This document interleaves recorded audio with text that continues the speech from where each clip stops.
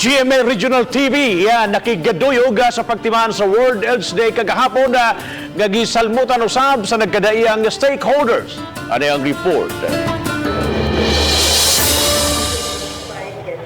Libuan ka mga tao misalmot sa World AIDS Day celebration nga gipahigayon sa Cebu City Sports Complex. Nagre ang grupo Sam, amin tambong nga may pagkita sa nagaliyang presentasyon kabahin sa problema sa HIV.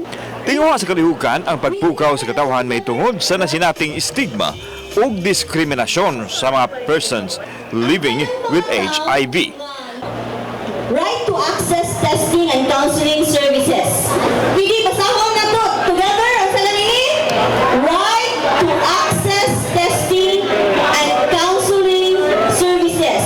Significant kayo ni dinhi sa Cebu kay for the first time atong gisuwayan o activate ang education no sa mga katauhan para sa level sa awareness concerning HIV. Samtang katabayayong sa kalihukan ang GMA Regional TV, din ang kapuso aktor nga si Benjamin Alves misalmot usab.